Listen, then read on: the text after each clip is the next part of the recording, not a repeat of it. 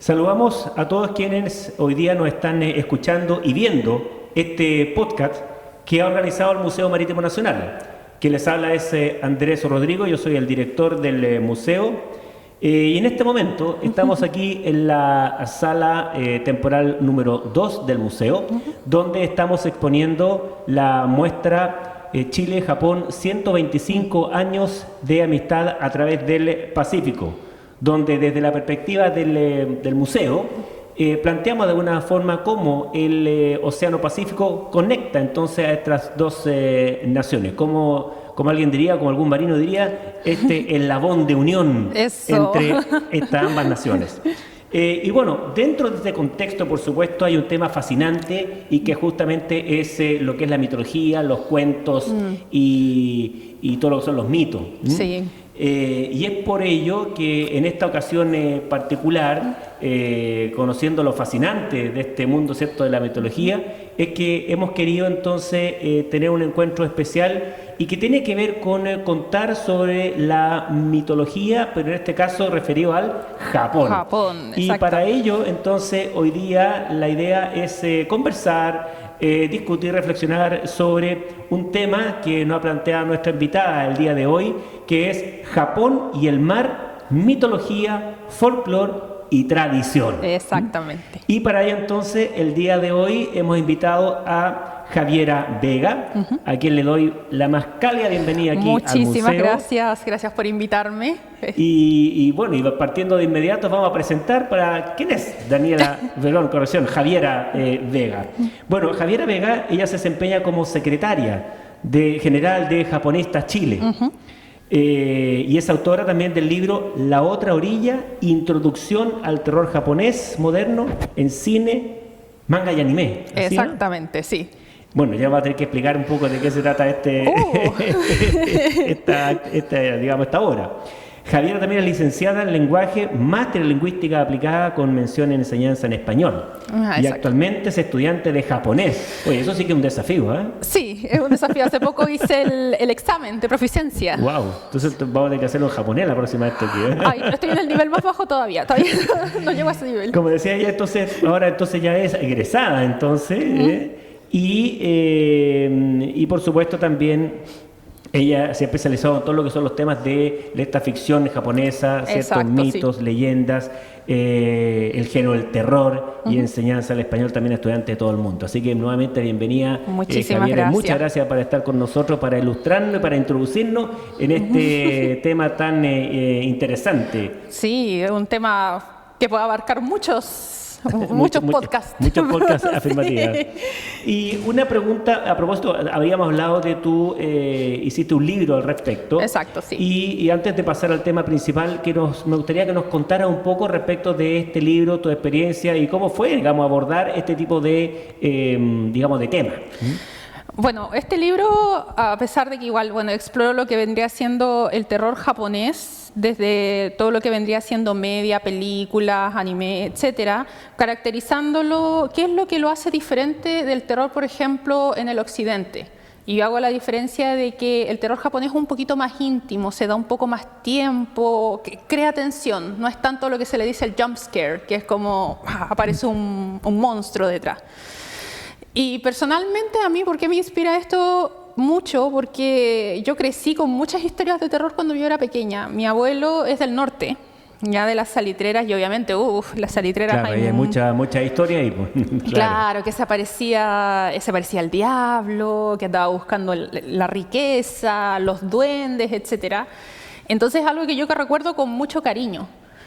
Y eso yo creo que ha ido evolucionando hasta combinando un poco con mi interés en el Japón, y dije, no hay algo que exprese eso, qué es lo que lo hace diferente, y de ahí nació ese libro. ¿Y por qué tu interés en el Japón? Porque no sé, interesado en Canadá, qué sé yo, en Europa, pero ¿por qué el Japón? Bueno, personalmente Japón, yo creo que todos empiezan mucho por el anime, los cómics, etcétera, pero a mí me interesaba mucho el tema de la cultura también, y también de los idiomas. O sea, perfecto. Me encanta cómo suena el japonés, y mi meta es que en algún momento poder leer todos los libros que yo quiero leer, poderlos leer en su idioma original. Va a pasar mucho tiempo todavía para eso, pero esa es mi meta. Claro, porque aquí yo lo que he aprendido también a propósito que tenemos esta muestra es que, claro, el idioma japonés, inclusive la escritura, a veces no hay que extender muy bien el sentido que le dieron ahí a Sí. la frase, inclusive entonces no es tan fácil a la primera. Claro, y no tenemos esa ventaja, por ejemplo, el francés, el portugués se parece un poco al español. Exactamente. Y aquí es una construcción lingüística totalmente diferente, entonces es un desafío bien grande. Hay que aprender a pensar de otra manera. Exacto. Y bueno, y cuando tú haces entonces este libro, la idea entonces es poquito, claro, darlo a conocer tu experiencia, pero también esta nueva versión a todo el resto, digamos, a las personas que van a leer tu libro y, digamos, y tu investigación.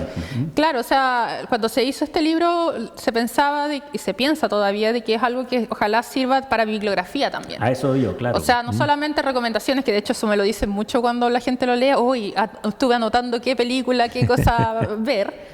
Pero la idea es de que, por ejemplo, gente que está interesada, ya sea en el cine o en las narrativas de otros países, pueda leer y decir, ya, aquí siento que aquí está esto lo que lo diferencia. Claro, y a lo mejor que también incorpore digamos, esa eventualidad de que alguien más pueda seguir investigando sobre algunas áreas que tú desarrollaste durante el libro. Exactamente, igual desde el punto de vista cinematográfico o incluso de literatura también, yo creo que espero de que mi libro los pueda orientar un poco más. Entonces vamos a tener que esperar que un libro dedicado por ti, claro, aquí al Museo Marítimo. Yo feliz. Y lo dejamos en nuestra biblioteca, aquí en el Archivo Histórico de la Armada. Sí, ¿cierto? totalmente. Perfecto. Bueno, Javier, entonces, yéndonos un poco aquí a lo principal, como dice también, que es un poco hablar de este tema de la mitología. Evidentemente que todas estas narraciones, todos estos cuentos, nacen también donde hay arraigadas, digamos, creencias de los pueblos, de las comunas, pero también que tienen que ver con el tema del mar. Exacto, sí. Porque inclusive muchos parten, digamos, desde el mar, estas creencias que después, ¿cierto?, terminan, digamos, en lo que ya la parte un poco más de tierra. ¿Sí? Entonces, eso un poco quería que nos relataran, nos contaran en un principio cómo entonces juega el mar en esta narrativa de Japón, en este caso, en Japón. Claro, primero hay que pensar, por ejemplo, cuáles son las características que tiene Japón. Japón es un conjunto de islas. O sea, de por sí es algo que geográficamente tiene una presencia muy grande, así como por ejemplo nosotros la cordillera, por ejemplo, o también nosotros el mar. Claro. Entonces, obviamente, uno puede interpretar que eso va a formar parte de su pensamiento y de ahí van a sacar inspiración para muchas cosas. De hecho, es así. Exactamente. Claro. O sea, es cosa ver un poco también toda nuestra zona archipelágica en el sector ahí del, digamos, Puerto Montt, Chiloé, y toda la zona chiloé al sur, digamos, todo lo que es Cahuéscar, ¿cierto? Y todo ese sector ahí.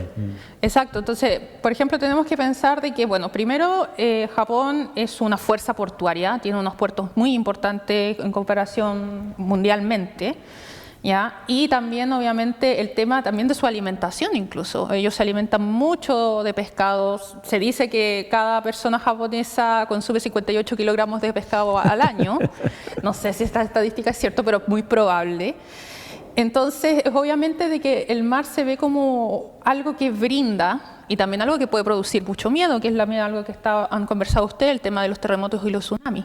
Exactamente, claro. De hecho, tuvimos la exposición o la reunión y conversación anterior, justamente refería a cierto terremoto y tsunami ahí con Andrea y con Paulo, también de japonistas. Exactamente, entonces obviamente si es algo que les produce obviamente tanta admiración y también tanto resquemor, yo creo que es obvio que van a tratar de buscarle alguna explicación a esos fenómenos relacionados con el mar. Sí, tienes toda la razón. De hecho, estaba yo viendo, claro, inclusive tú vas a Rapa Nui, inclusive en nuestras islas, digamos, en la zona archipelágica del sur, qué sé yo. Claro, el diario vivir está muy relacionado, ¿cierto?, con esa vida del mar, con esa vida en torno al mar, sobre todo para las islas. Entonces, bueno, y Japón, que es una isla y también una zona archipelágica, entonces tiene esa realidad, yo creo, sí. Claro, ¿no? Y de hecho ellos tienen festividades, el Umi no Hi, que es el Día del Mar también. Hay muchos templos también. Como nuestro mes del mar, ¿no? Exactamente, exactamente. Y de hecho es bien curioso porque también es algo como bien importante porque marca el inicio de las vacaciones escolares. Ah, perfecto. Entonces, ¿saben como el Día del Mar? vacaciones, relajo. Estupendo. Sí, claro. Y bueno, también, eso también, bueno, no se ha filtrado solamente en el tema de la mitología, sino de que también se ha filtrado en el tema de la literatura. La presencia del agua también es bien importante. Y también se ha visto del arte. Por ejemplo, Hokusai, la gran ola. Sí, claro. También eso yo creo que es algo como bien simbólico, así como nosotros también, para nosotros la cordillera, para ellos también es el mar. Entonces eso es algo que tenemos que tener en mente cuando vamos a estar viendo todo de la mitología. Evidentemente que como ese es el medio, ¿cierto? El ecosistema que lo está, ¿cierto? A ellos interactuando permanentemente. Entonces, claro, muchas veces, inclusive lo que pasa también en muchas civilizaciones, para tratar de buscar respuestas, ¿cierto? Que no las tienen en lo natural, entonces muchas veces se apoyan en toda esta mitología y en estos cuentos, en estas leyendas que van surgiendo, ¿cierto? A partir, digamos, de esta, a veces no explicarse qué es lo que pasa con la parte natural, entonces buscan entonces la parte mitológica. Claro, y bien curioso porque a pesar de que ahora obviamente hay explicaciones científicas al respecto, que uno puede decir, oh, esto no es realmente, no era un monstruo, no era una voluntad de un dios, pero la gente sigue conservando estas tradiciones, a pesar de que no crean la superstición, pero ya es parte de su identidad. Mira, fíjate, tú tienes toda la razón porque, bueno, yo me acuerdo que yo no soy de los animes porque yo tengo un poco más de edad que tú, pero claro, yo me crié con el Capitán Centella, no con Sailor Moon, digamos, pero claro, con el Capitán Centella y claro, ahí estaban en una suerte de, claro, habían temas que tenían que ver con la mitología y con los mitos allá, digamos, del Japón. Bueno, tiempo después ya salieron las cartas estas para jugar y nos vamos a encontrar que también esas cartas, a lo mejor detrás de eso, digamos, en el origen de esas cartas, tiene que ver con esto de las leyendas. Y bueno, eso tú a lo mejor nos vas a explicar ahí con mayor detalle. Bueno, y sobre lo mismo, entonces, Javiera, a ver si nos puede adentrar un poco más, justamente a propósito de estas divinidades o de estos seres especiales que son lo más característico, lo más representativo, digamos, de Japón. Claro, o sea, por ejemplo, para comenzar, lo ideal, por ejemplo, podríamos partir con los kami, que son los dioses. ¿Ya? Ahora, obviamente, no hay que entenderlo como nosotros entendemos un dios. ¿Ya? Para la tradición shintoísta, que es una de las religiones que está en Japón, los dioses no son ni buenos ni malos, solamente son una representación de los poderes del universo. Perfecto. ¿Ya? Y uno de esos poderes vendría siendo, obviamente, el mar. Y aquí aparece la figura de Watatsumi. ¿Ya? Que es un... Watatsumi. ¿Ya? Se le conoce también con el nombre de Ryujin. ¿Ya? Perfecto. Es que lo que pasa es que él tiene dos apariencias, una de un hombre anciano con agallas y también la de un dragón, una especie de serpiente marina, que es algo que vamos a ver, pero muchísimo. Bueno, eso yo te voy a decir que lo de la serpiente marina con esta suerte así como de dragón, tú sabes que yo he navegado por un par de, me imagino, por un par de países, poquitos, ¿cierto? Y en China también hay algo similar de este dragón marino que aparece en lugares, digamos, más increíbles, digamos, ¿sí? Claro, entonces, bueno, aquí también él tiene esas como dos formas, ¿ya? Y él tiene como él nació, tiene una cuestión bien interesante, que supuestamente, bueno, hay como dos dioses elementales en Japón, que es Izanagi y Izanami. ¿Ya? Y Izanami fue a buscar a su esposa que había muerto, la fue a buscar al inframundo, no lo logró, eso se parece un poco a los griegos también. Sí.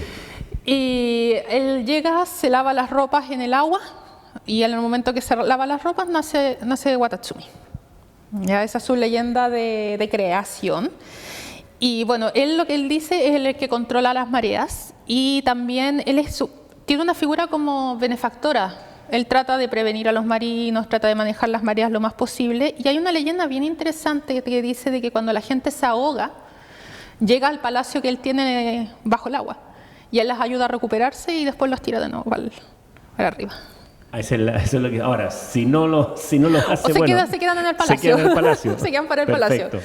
Claro, pero es curioso de que, siendo de que a pesar de que, bueno, se sabe de que el mar a veces puede jugar en contra de las personas, me llama mucho la atención de que él, a pesar de que está esta dualidad, que no son ni buenos ni malos, se le considera así como un dios bueno. Pero entonces este dios Watatsumi, de alguna manera, si nos vamos, ¿cierto?, a lo que es la mitología griega sería como o griega romana, digamos, sería como el Neptuno Poseidón, una cosa, digamos, de ese estilo. ¿Sería? Una cosa así, pero como con más conciencia, no tan, porque Poseidón tiene muchas historias en realidad. Sí, claro. Está como Zeus, están los dos claro. ahí. Pero yo diría de que él se ve como un 90% benefactor. Hay una suerte, por ejemplo, que los pescadores, por ejemplo, si estamos hablando, las personas de mar del Japón, sientan que a lo mejor que tienen que hacer actos como para, digamos, no para el placer, sino que para encantar, para estar en bien con esta deidad. Claro, o sea, de hecho hay muchos templos dedicados a él en Japón, sobre todo en las comunidades que se dedican a la pesca. Y ahí generalmente se puede ver a él con su figura de hombre o con su figura de dragón, pero hay una cosa que es bien continua entre las dos imágenes, que él siempre aparece con una perla, que eso después es otra historia también. Pero sí, siempre se hace como una ofrenda o algo para mantener su buena fe. Nosotros acá los pescadores ponemos aquí a San Pedro, pues, entonces... Exacto. para que nos ayude, ¿cierto? Para que ayude a la navegación, la pesca, que sea fructífera, ¿cierto? Entonces a lo mejor a eso venía yo con mi comentario, que a lo mejor ellos también como que ofrendan algo para que les vaya bien y no tener problemas y que vuelvan todos seguros después y no a casa. solo a él, a otras criaturas también, o sea, que de hecho lo vamos a ver, algunas criaturas que tratan de hacer sus travesuras ahí. Entonces hacen algunas cosas, por ejemplo, la primera pesca se la dedican a dicha criatura, etcétera, pero obviamente a Watatsumi, y al ser un kami que está como en una jerarquía superior, obviamente él está mucho más considerado. Perfecto. Y a ver, ¿qué otra deidad u otro personaje nos va a presentar hoy día? Hablando también de Watatsumi, hay una leyenda de él que se llama de la princesa Tamatori. Y de hecho, Tamatori. Y de hecho de ahí sale el tema de la que se acuerda que te decía que tenía una perla, siempre estaba representado con una perla. Entonces eras un lord de China, le regaló a un lord japonés unas perlas, ya que eran muy preciosas, hermosas. Y Watatsumi le gustaron las perlas y se las llevó. Se las llevó al fondo del mar. Dijo, son mías. Entonces el hijo de este lord lo encomendaron de que fuera a buscar a estas perlas, y en el camino él encontró una buceadora ama, que vamos a hablar un poquito de ellas, y le dijo, por favor ayuda a recuperarme porque no puedo llegar al palacio de Watatsumi. Entonces ella llegó, se sumergió, Watatsumi la empezó a perseguir con su forma de dragón, ella logró distraerlo un poco y empezó esta persecución hacia la superficie. Y en un momento ella se dio cuenta de que no iba a lograrlo, entonces necesitaba hacer algo. Y ella abrió su pecho y se metió las perlas adentro. Y con la sangre ella logró cubrir a este dios para que no la alcanzara, y ella logró recuperar estas perlas. O sea, todo un... Claro, lamentablemente no sobrevivió, pero obviamente ella se usa también como una suerte de ejemplo, un ídolo también para las buceadoras ama. En casi todas las culturas, no digo todas, pero hay bastantes culturas que tienen referida al tema de la pesca de la perla, o sea, de la extracción, digamos, de la pesca, pero donde detrás también está circundando una suerte de creencia, de cuentos. Por ejemplo, ahí ahora que estamos en Qatar, claro. mundial, ahí en Qatar también hay metodología bien interesante a propósito de la antigua extracción de perla, y cómo a ellos también se le aparece una deidad que tiene que ver con eso, con el trabajo de las perlas, que tienen que agradarlo, claro. Y si no, son tomados y llevados al fondo del mar y algo de esa naturaleza. Claro, bueno, aquí hay que tomar en cuenta de que Tamatori, la princesa Tamatori, igual ella tiene un paralelo con tradición japonesa, que es lo de las buceadoras ama. Ya las buceadoras ama son unas recolectoras de perlas, sí, claro, que llevan unos 2000 años de tradición, de antigüedad, y ellas se sumergen así... En apnea. Claro, así, absolutamente nada, y se sumergen y van a recolectar perlas. Ya, ellas no tienen ningún tipo... Bueno, ahora a lo más ocupan una botella de oxígeno, pero ellas tienen sus técnicas especiales de respiración, porque obviamente no es llegar y sumergirse al agua, y se pueden...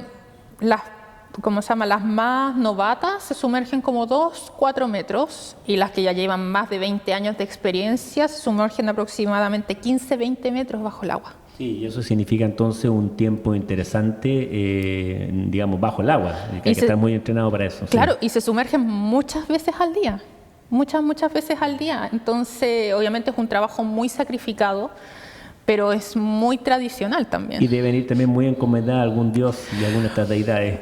Exactamente. Mucho respeto también tienen que... Yo creo. Sí, de hecho, si no recuerdo mal, ellas también ocupan un pañuelito aquí también por lo mismo, para presentar respeto, etcétera. Pero por lo menos son mujeres muy sacrificadas y de hecho ellas se sumergen con un pareo, un traje blanco y sería. Lamentablemente por el tema también de la explotación de la perla ya no hay muchas. Claro. Ya no hay muchas y como que... Ahora estoy en cultivo y todo eso. Claro, su presencia es más que nada turística, pero lo que hablábamos, el tema de la tradición. O sea, todavía existen personas con esta práctica. Perfecto. Y a ver, ¿qué otro? Tenemos mucho, ¿cierto? Muchísimo, pero hay uno que también me gusta mucho, que es el umibusu. Busu, ¿ya? Que hace la referencia a un monje. Y este es bien interesante porque es el que supuestamente es una criatura, que es como una especie de sombra. Y dicen que también tiene la figura de un monje así rapado. Usted sabe que los monjes japoneses están rapados, etcétera. Y él se aparece en las embarcaciones para botarlas. Hacer naufragio. Hacer naufragio. Entonces dicen de que para tú escapar de él tienes que tirar un barril sin fondo. ¿Un barril sin fondo? Un barril sin fondo. ¿Pero para qué? Porque supuestamente le gusta llenar los barriles para hacer peso y hundir la embarcación. Entonces lo que hace él, ve el barril sin fondo y es como que empieza a llenar con agua y no hay nada, pues no se llena nunca. Y en lo que uno está, en lo que él está distraído, tú puedes huir. Escapar, claro. Supuestamente dicen de que él nació del tema de monjes budistas que arrojaron al mar y se ahogaron. O sea, tiene un fundamento histórico quizás por ahí. Exactamente, pero también dicen de que también está creado por las alucinaciones. Las alucinaciones que pueden tener los marineros que ven una sombra y esas... Mucho saque puede ser. Puede ser también, y mucho sol. Saque y sol, mala combinación, claro. Y bueno, también es lo que hablábamos de que tratar de apaciguar esta criatura en la localidad de Tohoku, la primera pesca se la dedican a él. La primera pesca del día se la dedican a él porque, por favor, no nos des vuelta la embarcación, que todo salga bien, déjanos tranquilos. De hecho, creo que vimos esta misma localidad ahí con Andrea, ¿cierto? Con la vicepresidenta y de japonista, a propósito de terremoto y tsunami. Creo que vimos también esta localidad, ¿cierto? Una localidad normalmente de pescadores, ¿cierto? Sí. Exacto. Me acordé, ¿ves? Sí, está todo conectado, está todo absolutamente conectado. Claro, entonces esta criatura es como tratar de apaciguarla, etcétera, pero puede ser que a lo mejor hubo una suerte de alucinación colectiva y dijeron, no, es un monje y en realidad es un umibusu. Un umibusu. Muy bien, muy bien. Y a ver, cuéntame de alguno que sea también ahí, que no, oye, todos quieren hundir a los buques, a las embarcaciones. Claro, no, pero hay otros también que es bien interesante, que es el Bakekujira. El Bakekujira es una ballena, es una ballena que es una ballena fantasma, que es solamente el esqueleto.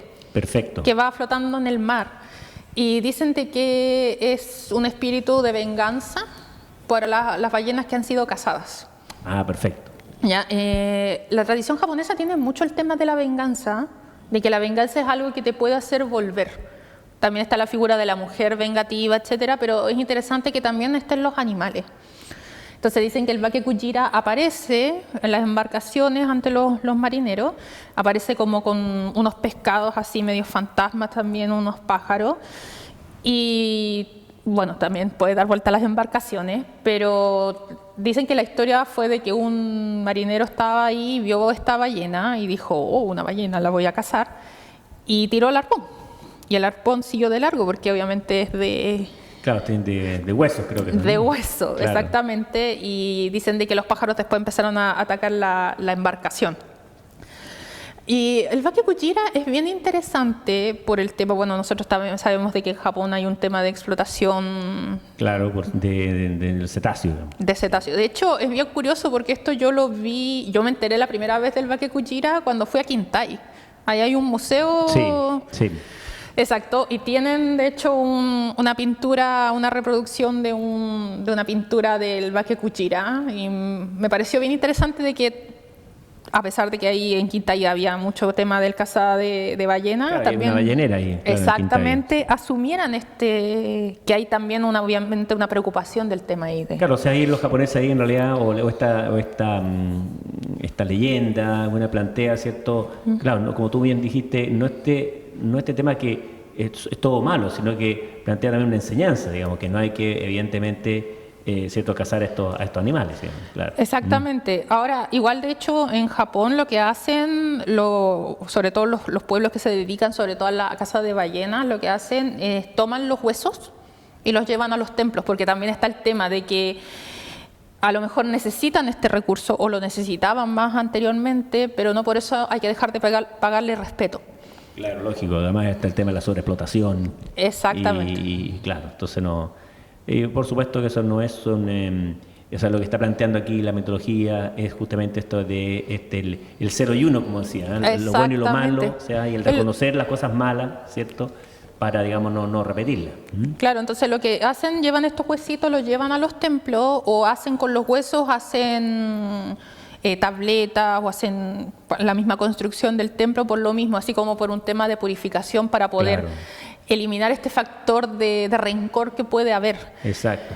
Ahora, el tema de la Bakekujira, que es bien interesante, de dónde pudo haber salido el tema, más allá de la culpa que pueden sentir, también está el tema de los cadáveres de ballena. Cuando las ballenas mueren, están los huesitos de verdad, a veces flotan o como que se inflan también. Y es un poquito chocante. Entonces, probablemente puede ser de que vieron eso realmente y pensaron Claro, y que ahí era se inspiraron. y vieron un demonio, y también esa culpa hizo que todo Bueno, la ballena también, claro, ha generado en la historia, inclusive en la Biblia, tenemos también, ¿cierto?, ahí el tema de la ballena, y lo tenemos también en nuestra propia cultura, inclusive Selknam también, tenemos algunos temas ahí con la ballena. Y tenemos el Mochadik también, que lo vamos a Bueno, hablar. ahí en la mocha también, por supuesto, Mochadik, por supuesto. Mochadik, o sea, y la literatura también universal tenemos Moby Dick también, que está inspirado en Mochadik. Claro. Entonces yo creo que la ballena se ve como una criatura muy imponente y quizás se ve como de otro mundo por el mismo hecho que es tan grande, llama la atención que te la puedas topar en algún momento, que sea tan grande, tan... Claro, pero yo creo que con el tiempo, inclusive antes, lo grande, claro, da temor, pero también inflige que uno tiene que proteger, o sea, un sentido ahora de Exacto. conservación y protección, que es no menor, sobre todo hoy en día. A ver, entonces, Javiera, ¿qué otro divinidad? Ahora nos vamos o- a uno que no sea tan violento. a uno que no sea tan violento, digamos. Hay uno que de hecho es como uno de mis favoritos, porque es bien curioso, que se llama Amadie. Amadie. Amadie es, a ver, ¿cómo podríamos decirlo? Una versión tierna de la sirena, porque es una criatura chiquitita, como rechonchita, que tiene el cabello largo, pico de pájaro, cuerpo de escamas y 3 piernas, y sus aletitas. Perfecto. Ya, es una combinación maravillosa. Y esta criatura, la Amadie, generalmente se representa como mujer, se utiliza como para pronosticar buenos presagios. Ah, entonces está bueno eso. Sí, o sea, y si hay malos presagios te avisa, te da por lo menos la delicadeza de avisarte. Cuenta la leyenda de que había una persona vigilando cerca del mar y vio una cosa brillante. Y como, ¿qué es eso? ¿Qué es eso?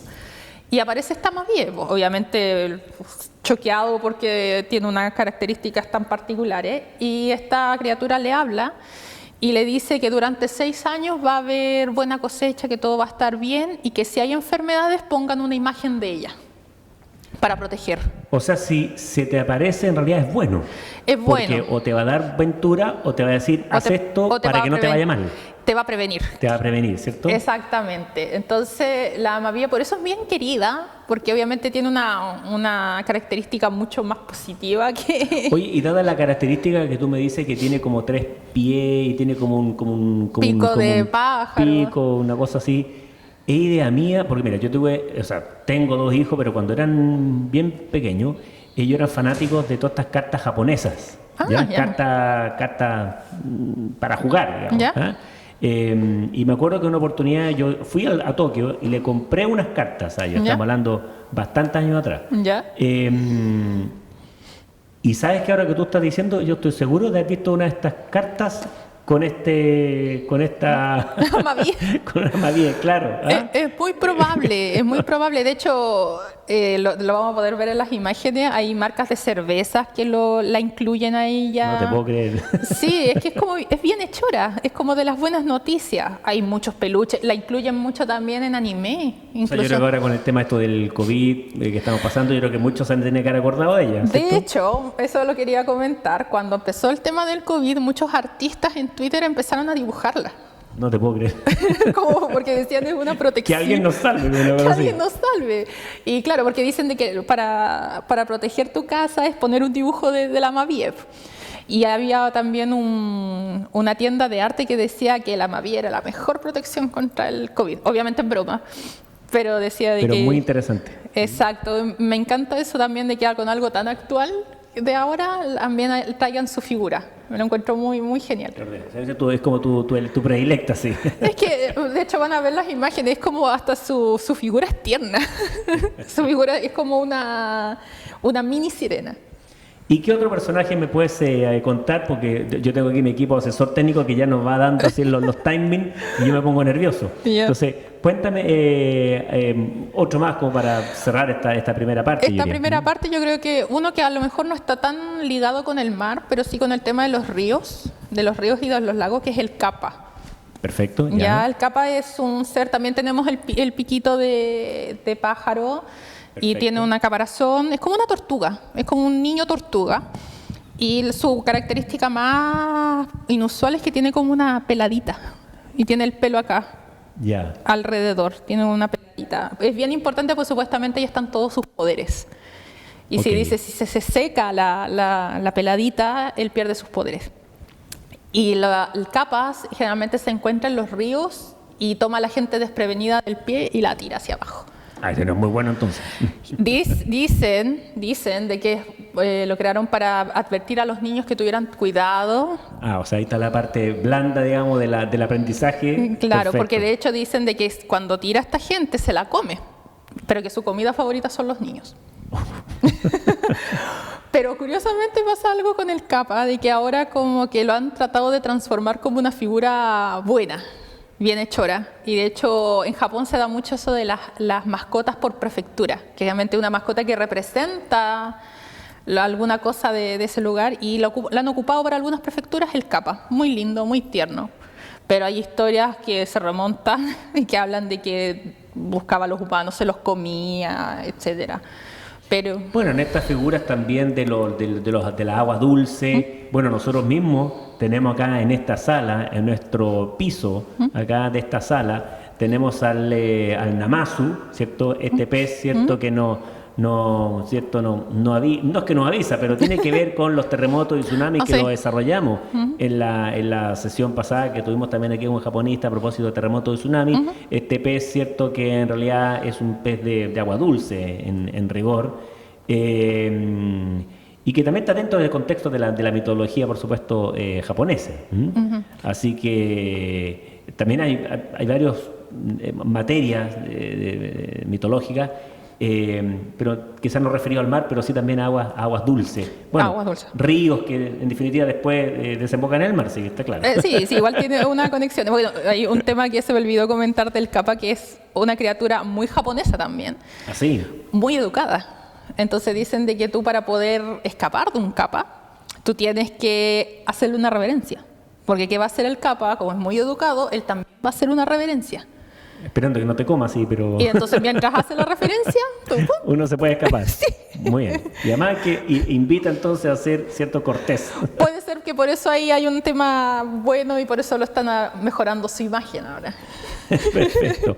Bueno, pero al principio, y aquí trasladándonos un poco más a lo nacional, tú ahí de manera inicial comentamos que hay similitudes, no solamente a nivel internacional, que hemos visto algunas, veíamos el tema de Qatar, qué sé yo, pero también con lo nacional. Nosotros tenemos una rica cultura, digamos, inclusive de tipo mapuche, inclusive en todo lo que es el área de Chiloé, pero también más al sur, que todo lo que es, cierto, Cahuéscar, qué sé yo, inclusive Patagonia al sur, cierto, donde hay creencia que se mantiene hasta el día de hoy. A lo mejor podríamos tener una conexión, hacia un cierto de un paralelo entre esta cierta mitología japonesa con algunas realidades aquí nacionales. Claro, es bien interesante porque uno piensa de que es una cultura tan lejana y dice, no, ¿por qué va a haber un paralelo o algo? Pero tenemos que recordar de que independiente de nuestra ubicación geográfica, nuestra cultura, todos somos humanos y tenemos la misma habilidad cognitiva de crear. Exacto. Entonces, por ejemplo... Y un poco, perdón que te interrumpa, este asunto que hablábamos al principio, de que a veces que como la realidad es la misma y tratamos de buscar la respuesta a esas realidades, bueno, la vemos en esta... Claro. En esta creación, en esta narrativa, ¿cierto?, de la fábula y leyenda. Claro, y obviamente nosotros igual geográficamente tenemos algunas similitudes. O sea, sí, por cierto. Nosotros no somos una isla, pero somos un país que obviamente tiene mucho mar también. Entonces, exacto, obviamente la persona, independiente de donde sea, va a pensar de la misma manera, quiero una explicación.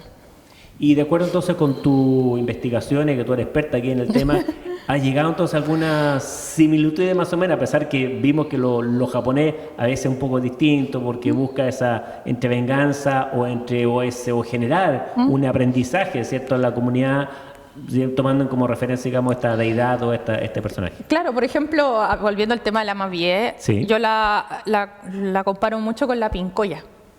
¿Ya? Mabie. Claro, a pesar de que obviamente su figura no es la misma, porque la Mabie, como digo yo, es rechonchita, la Pincoya obviamente es una idealización de la mujer. Exacto. Pero, por ejemplo, igual tienen un punto en común, tienen su cabello largo, etcétera, y también tienen el tema de ¿cómo se llama?, de los designios. Claro. ¿Ya? A pesar que a lo mejor aquí la sensación, la percepción hacia como la Pincoya es un poquito más de... quizás de respeto, o sea... Claro, o sea, realmente cuando dicen, no, y la Pincoya aparece... Se me apareció la Pincoya, o sea, algo va a pasar. Claro, pero, por ejemplo, según la tradición, depende hacia el lado que esté bailando la Pincoya. Exacto. Claro, si ella le está dando la espalda al mar, significa que no va a estar buena la pesca, y si está bailando hacia el mar, va a ser bueno. A pesar de que la Mabie igual es un poquito más bien hechora, etcétera, ella igual presagia cosas malas. Lo otro es que te avise. Claro. Pero ella es buena, te avisa, pero en ese sentido igual podemos hacer esa comparación. Esa comparación, perfecto. ¿Y qué otra comparación tú ves también, sobre todo del área sur nuestra, donde tenemos una zona archipelágica? Claro, ¿no? Y harto la tradición mapuche, yo encuentro que tenemos hartas similitudes. Por ejemplo, Kaikabilú puede ¿cómo se llama?, compararse con la figura de dragón de Watatsumi, el Ryujin. Ya, perfecto. Y es bien interesante de que las divinidades creadoras les demos la figura de la serpiente o el dragón. Me parece bien interesante. Sí, bueno, esta del Kaikai más o menos conocida. Exacto. Esta leyenda, esta mitología, ¿cierto?, que tiene que ver entonces con de parte inundando las aguas, o sea, haciendo crecer las aguas y la gente que sube arriba de las montañas, como un diluvio, claro. Y es cierto protegido por el otro, por el hermano de Kaikai. Un poco esa es la leyenda que cuenta, y en este tira y afloja. Pero ese tema, de hecho, cuando estaba investigando este tema, también hay otra criatura que me recordó un poquito a Kaikabilú, pero no está relacionada con el mar, que es el dios del trueno y el dios del rayo. Exacto. Entonces, supuestamente ellos están en Japón, en la tradición japonesa, ellos están unidos por la cola. Y ellos están siempre peleando. Y supuestamente que por eso en las tormentas es el ruido, porque ellos están peleando entre ellos. Entonces yo dije, es bien interesante que como algo original, primitivo, siempre lo comparemos con el tema de la serpiente. Me parece bien interesante, me gusta esa... Una serpiente media adragonada, parece que claro, en este caso. Una mezcla ahí media extraña, pero claro, o sea, hablamos de algo largo, serpentoso, así. Claro. Y al que encontré también muchas similitudes con el tema del Bake Kujira y que no es tanto una leyenda, pero por ejemplo el Mochadik. Ya, perfecto. Ya, sí. El Mochadik, que era el cachalote del siglo XIX, claro. El cachalote albino, y que también, porque es la gran criatura que se aparece, que ataca, etcétera. Y bueno, el Mochadik también fue la inspiración para Moby Dick. Así dicen. Así dicen, esperemos que sea así. No, pero también ahí también está el tema del Vaque Kuchira, y también encontré una... Pero ahí el asunto de la ballena también se mantiene, en el caso también de este Mochadik, hablemos, se mantiene claro este asunto de, claro, es grande, es un animal grande, pero al quien hay que, digamos, respetar, hay que protegerlo, ¿cierto? Y por ahí va el tema de la caza, exacto, ¿cierto? Para, digamos, que no se produzca. Y que lo hace entonces tiene entonces una venganza, como tú claro, decir, y también tiene un castigo. Y es una empresa muy, muy titánica también, por ejemplo, claro. O sea, si lo comparamos con Moby Dick, el capitán, él trata de buscar Moby Dick y eso finalmente es su perdición. Exactamente. Es entonces, como un pecado de hubris, por decirlo de alguna manera. Claro. Entonces yo creo que es como una figura tan imponente que yo creo que se le ve hasta cercana con la divinidad en cierta manera. Entonces, me parece bien interesante que también nosotros tengamos esa tradición de la ballena así tan imponente, tan peligrosa. Y también hay un tema que de la misma isla de Mocha, ¿ya? Que de hecho lo tengo anotado aquí porque es difícil de pronunciar, que es la tradición del Chempulcalhue, de las Chempulcalhue, que supuestamente son, según la tradición mapuche, son unas mujeres que se transforman en ballenas. Y llevan las almas de los muertos hacia el otro mundo. Y una de ellas pide una yanca, que supuestamente es una piedrecita como color turquesa, media azulita, que era muy apreciada para los mapuches, para poder llevar a este muerto, así como Caronte, que pide, las moneditas para... monedas, claro, y ellas se transforman en ballena y llevan a los muertos al más allá. Y cuando llegan ahí, les ponen las piedrecitas. Perfecto. O sea, ahí también tú ves una similitud con la misma, ¿cómo se llama? Mitología japonesa. Sí. Exacto, porque igual tenemos el tema de la muerte. Sí, claro. Claro, porque como Vaque Kuchira es un cadáver finalmente de ballena. Y aquí también tenemos el tema, me parece muy interesante, como también la ballena se asocia con la muerte. Claro, y en paralelo, inclusive en paralelo, esto de llevar estas almas, digamos, hacia las profundidades del mar. Exactamente, como que se ve como una extensión del inframundo en cierta manera. Claro, porque no lo llevan a una cueva en una montaña. Claro. ¿Te fijas, no? O sea, claro, porque podría haber sido... Podría ser. Sin embargo, los llevan a un lugar especial donde muchas veces en algunas culturas inclusive son hasta juzgados. Exacto. Los juzgan, digamos, en las profundidades del mar. Exacto. Y ahí se resuelve sobre el destino. Bueno, un poco lo que tú contabas con esta deidad o que toma a estos jóvenes y bueno, y si lo resucitan, ¿no? Bueno, ahí sí o no, también hay el tema. Claro, que yo creo que también tiene que ver con lo que hablábamos de tratar de explicar lo desconocido. El mar todavía, a pesar de todos los avances, todavía es bien desconocido el fondo, sobre todo. Claro hay partes que todavía no se pueden llegar porque no tenemos la tecnología. Y de hecho, así es, de hecho. Claro, entonces yo creo que ese desconocimiento da mucho espacio para poder crear estas leyendas. Y como el mar también puede producir muertes, pueden haber naufragios, pueden haber accidentes, yo creo que a lo mejor también se le puede asociar un poco con la muerte. Perfecto. Y una pregunta, en la mitología, a propósito que estamos hablando de mitología también del área sur, digamos, de Mapuche, qué sé yo. Bueno, hay uno que es como, y que también tiene algunas, que lo es cierto, tiene unos orígenes que vienen de hecho del área española, de europea. El tema del cuero, por ejemplo. Me encanta. Porque eso sí que es más o menos conocido. Me encanta. ¿Encontraste alguna? No sé, te pregunto, pero sí, capaz no, que no. De hecho, una de mis historias favoritas es el cuero. Ah, mira. Y ahí, de hecho, vamos a ver que ahí tiene hay mucha gente que ha escrito sobre él. Es bien común, ¿eh? Sí, es bien común. Bueno, el cuero, para los que no saben, supuestamente es un cuero de vaca que anda flotando en el agua y la gente lo ve, trata de agarrarlo y es una criatura que tiene como unas suertes de apéndice. Claro, y dentado. Y claro, dentado, tiene una boca y agarra a la gente y la mata. Claro, sería como una mantarraya grande, pero con claro, dientes claro, filosos y con una tentáculos. mantarraya grande, claro, y tiene como unos ojos rojos, desorbitados, es como bien feo, en realidad Sí, bien feo. de hecho, sí. Y yo eso yo lo comparé un poco con el Ukibosu, porque también está el tema de una figura así poco definida que aparece. Y que te capta y te lleva al fondo. Y que ataca. Y el cuero, como decía usted, es bien común. De hecho, hay un cuento de Stephen King que se llama La Balsa y que habla del tema del cuero. Y ese cuento fue adaptado en una película que se llama Creepshow. Que en la segunda parte está el cuento de uno... O sea, nunca tan ilustrado como tú. Es que a mí me encanta Stephen King. Nunca tan ilustrado. O sea, yo dije el cuero, pero... Porque eso viene un poco también del tema europeo, ¿eh? Por ese lado. Sí, no es... O sea, por eso que yo creo que entró seguramente por España, a lo mejor en su presencia tanto claro, tiempo porque en dice que el cuero también se aparece en Argentina. Claro, también en Argentina, entonces quizás por ahí. Pero no, nunca tan ilustrado. Ay, a mí me encanta Stephen King también. Yo creo que ese es el tema. Pero me parece bien interesante y aparte que dicen que el cuero también tiene una técnica para deshacerse de él.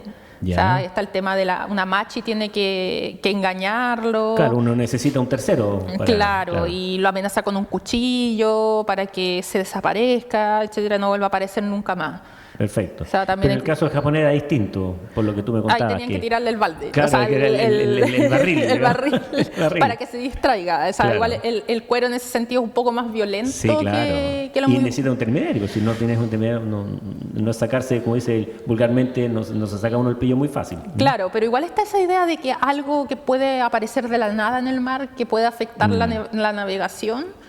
Yo creo que ese es como el miedo original que se inspiran las dos historias. Yo en la teoría del cuero uno podría hacer que, bueno, en aquella época estamos hablando de 1500, 1600, tú ves una carta de navegación antigua y la carta de navegación se dibujaban una serie de no sé, de monstruos marinos. Sí, sí. Y que un poco, ¿qué es lo que estaban diciendo? Bueno, que en esas áreas a lo mejor aparecían estas cosas, pero no es que aparecían, sino que a lo mejor aparecían animales, aparecían a lo mejor algunos, qué sé yo, seres, digamos, vivientes, digamos, del mar, alguna que no tenían quizá. explicación. Por ejemplo, estamos hablando esto de los, no sé, me imagino una especie de mantarraya gigante y que a lo mejor fue asociado al cuero, o a lo mejor también esta especie como de pulpo gigante o estas como algas que están ahí media... y que estaba pensando por ejemplo en la cultura esta del kraken, ¿ya? Donde a lo mejor era un pulpo gigante, no tenía explicación, o sea, tratar de entender a la realidad. Y bueno, acuden a este asunto mitológico. Bueno, o sea, tomamos en cuenta que cuando se decía que la Tierra era plana, una de las teorías era que supuestamente era plana y en una de las orillas habían unos monstruos. Exactamente. Claro, o sea, sí, y eso también es una representación del temor. Y a ver, ya veo que me hacen señales, sí, ¿ya? Me hacen señales y pregunta... ¿Cuál podría ser tu última similitud respecto de nuestra realidad nacional, digamos, mitológica? Yo creo que es muy rica, entre paréntesis. Uy, sí, tenemos para no rato. No tenemos nada que envidiar, sí. Yo creo que el capa y el huiribilo.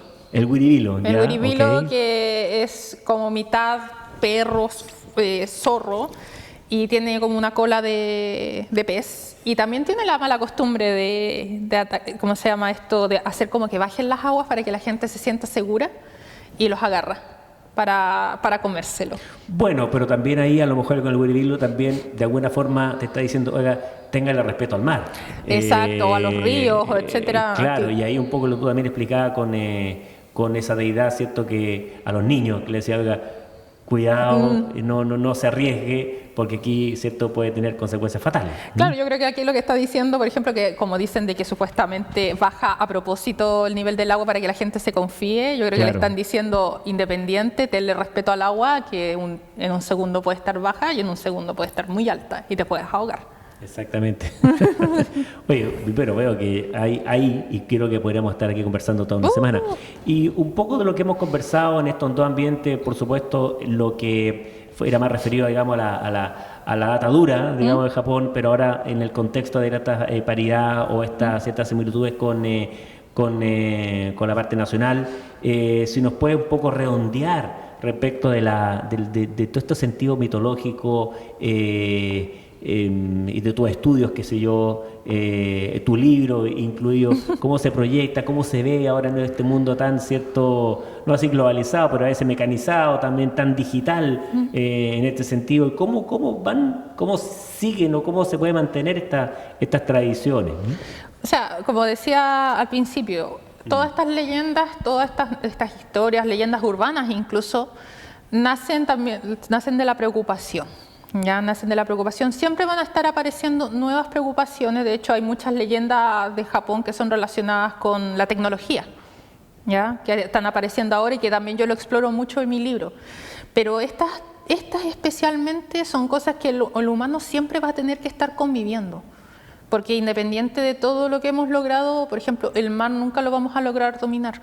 Lo desconocido nunca lo vamos a lograr dominar. Los accidentes tampoco. Por ejemplo, el mismo hecho de caerse al agua y que te vayas a ahogar. Así es, claro. Exactamente. Entonces, yo creo que estos son unos miedos primordiales. Son unos miedos, son unas inquietudes primordiales. Entonces, por eso siempre van a estar. Y no va a ser una típica historia que alguien inventó, sino de que hasta ahora la siguen ocupando en anime, la siguen ocupando en películas, y incluso con el COVID, con la Amavie, porque esto nos topó a todos por sorpresa. Yo de aquí me voy a buscar, voy a googlear aquí a Amavie en los temas de COVID y estas cosas. Esa es la idea, pero eso yo creo que, por eso también me interesa explorar mucho el tema del miedo. Pero no desde un punto de vista morboso, sino que es una emoción que nos ha protegido también. Sí, inclusive literaria. Y claro, es una emoción que nos protege del peligro. Entonces, me gusta mucho verlo esto también en la mitología. Y es interesante porque, claro, en donde hay miedo también está esa capacidad de sobreponerse a lo adverso, ¿cierto? Para generar acciones. Y lo hemos visto cuántas veces, y aquí en Chile sobre todo cuando hay terremotos y ojalá no tsunami, y que claro, hay miedo, pero hay que sobreponerse para hacer cosas.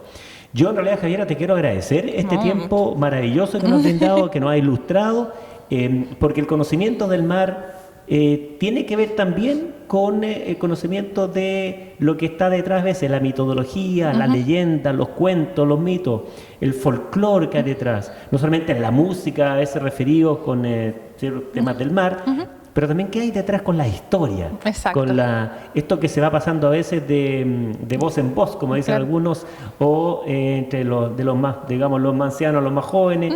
Y nos has traído entonces hoy día para refrescar este día con mitología japonesa, con cuentos, con historias, con folclore, como decía yo. Así que yo te quiero agradecer muchas gracias por invitarme. Tiempo, y presentándonos también un desafío para que, claro, en futuras exposiciones vamos a abordar también estos temas que son tremendamente interesantes.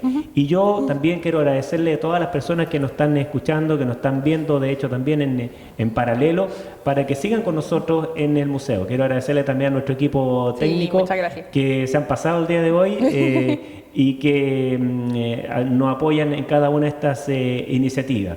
Así que, sin más, nuevamente desearles que nos acompañen en nuestras actividades, que vengan al Museo Marítimo Nacional acá en Valparaíso, que siempre vamos a tener sorpresas como la del día de hoy, una sorpresa cultural, una sorpresa que nos lleva, ¿cierto?, hacia conocer aspectos que a veces no tratamos todos los días acá.